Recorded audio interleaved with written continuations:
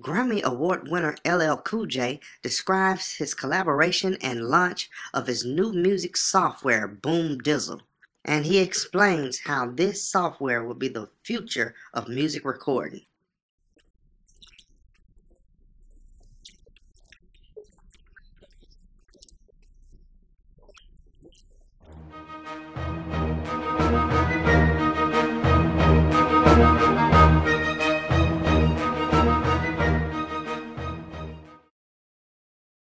Here's the premise and what Boom Dizzle is. It's a virtual studio, and my thinking, a lot of times when I would be in LA or I would be in New York and my engineer would be in LA or New York, I would get frustrated. It's like, hey, Dag, man, I want to record tonight, but I can't go in the studio, or I'd have to go in the studio. We have to email songs back and forth, tracks back and forth. Movie premiere, maybe a book signing, but now we are at a software launch. What you're seeing today is the launch of MyConnect Studio, collaboration between Sony, Boom Dizzle, and Dolby. MyConnect Studio is a software program that allows multiple musicians in different geographic locations to go online, log on, connect with each other, and create music in real time. I definitely feel like this is the future. All of you guys, you raised on technology, most of you. Whatever music you love, that's the music you can create here. Yeah, I really do think it's a groundbreaking software for the recording industry in the years to come. I mean, musically, you can record with and wherever you want via internet. Economically, you're able to put that money back in your pocket, so that will save money for the labels. I just think it's overall good software. The Next Big Thing, reporting live by CSI Team Charlie.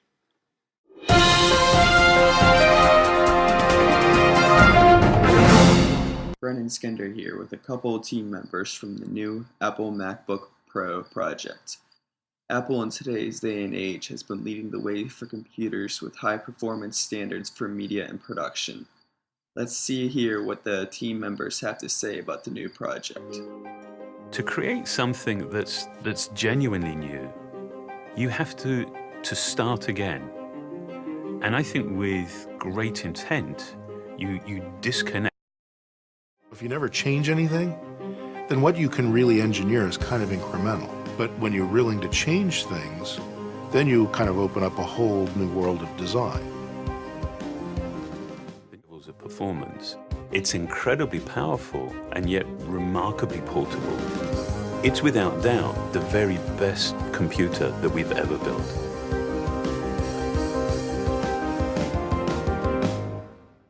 We focused on the features that matter most to notebook users, and we made huge leaps. For the first time, we're bringing the Retina display to the Mac. It's the highest resolution display we've ever put in a notebook. With a resolution of 2880 by 1800, this display has over 5 million pixels. That's 3 million more than an HD TV. At this resolution, on this screen size, pixels just seem to disappear. You see an extraordinary level of detail in your photos. And typography looks amazing. It's sharper than a printed page. Beyond the display, the new MacBook Pro is really a powerhouse. There you have it, the next big thing in Apple Productions. This is Brendan Skinder from Team Charlie from CSI, signing out. CSI Group Project. Team Charlie. Hello, I'm Siri. And technology is great. Technology is great. Technology is great. Great. Great. Great. Great. Great. Great. Great. Great. Great. Great. Team Charlie.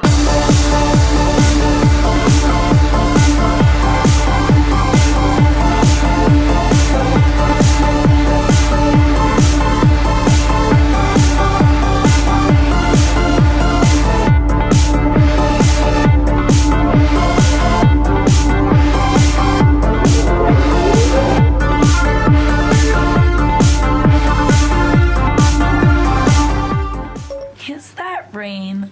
Yes, it appears to be raining. Oh.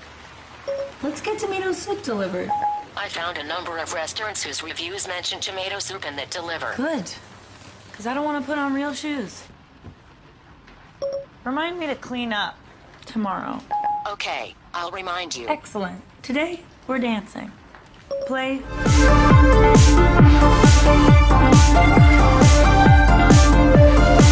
Team Charlie.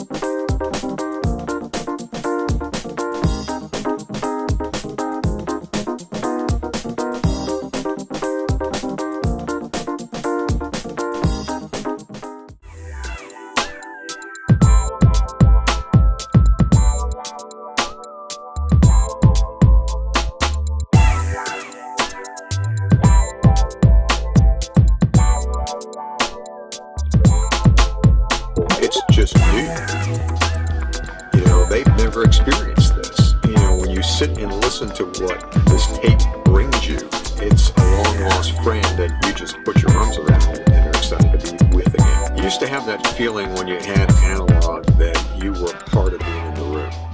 Everything had a presence to it, and you were there, and it felt that way.